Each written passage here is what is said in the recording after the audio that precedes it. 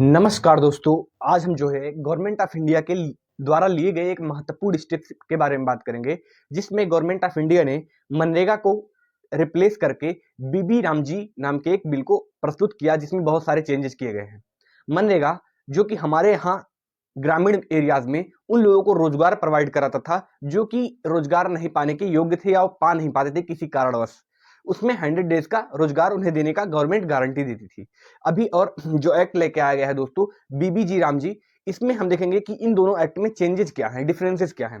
तो दोस्तों, जो हमारा मनरेगा एक्ट था उसके तहत हर आदमी को 100% 100 डेज के मतलब 100 दिन की जो है रोजगार की जिम्मेदारी देती थी गवर्नमेंट, कि हम 100 दिन तक का आपको जॉब देंगे। लेकिन अभी बात करें इसकी, तो जो अभी आया है बीबीजी रामजी बिल, इसके तहत गवर्नमेंट 125 डेज की बात कर रही है कि 125 देंगे।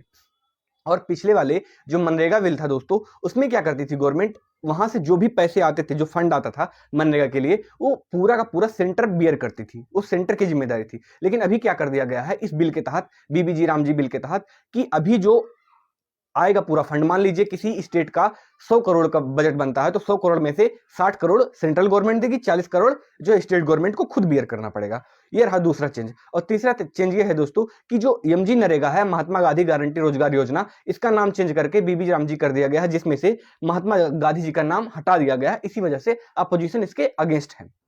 ये तीसरा महत्वपूर्ण रीजन रहा। और चौथा महत्वपूर्ण इसमें जो चेंजेस देखने को मिलेगा दोस्तों, ये जो बीबीजी रामजी बिल है, इसमें कहीं ना कहीं जो डिस्क्रिशनरी दी गई, डिस्क्रिशनरी मतलब कि जब चाहे तभी हम रोजगार के लिए अवसर ला सकते हैं, मतलब कोई साल में कितने दिन कराने की कोई गारंटी नहीं दी गई है, जो कि पहले गारंटी हुआ करती थी। तो ये डिफरेंसेस हैं। अब इसको मैं समराइज करूं बेसिक पॉइंट में दोस्तों, तो ये है कि पहले 100 डेज था, अब 125 डेज हो गया है। पहले सेंटर बियर करती थी पूरा खर्चा, अब सेंटर स्टेट दोनों बियर करेंगे। पहले क्या होता था कि ये लीगल राइट था, मतलब फंडामेंटल राइट्स की तरह ट्रीट कर सकते थे लेस मोर और लेस। लेकिन अभी क्या है, ये फंडामेंटल राइट्स नहीं है, अब ये थोड़ा कमजोर पड़ गया है जो राइट टू वर्क है। फिर चौथा पॉइंट देखें दोस्तों, तो इसमें जो है स्टेट की डिस्क्रिशनरी और सेंटर की डिस्क्रिप्शन है कि भाई हम जब चाहेंगे तभी आपको काम प्रोवाइड कराएंगे। तो ये चार रहा। अब बात यहाँ पर यह आती है दोस्तों कि इस बिल का जो लोग अपोज क्यों कर रहे हैं, तो अपोज करने का जो सबसे बड़ा रीजन निकल के आ रहा है दोस्तों, वो है महात्मा गांधी का नाम का हटाया जाना। क्योंकि Mahatma Gandhi as a symbol माने गए हैं हमारे यहाँ पंचायती राज इंस्टीट्यूशन का।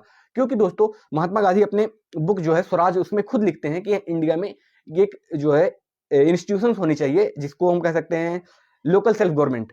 तो लोकल गवर्नमेंट का आइडिया ही उनके आइडिया से इंस्पायर था।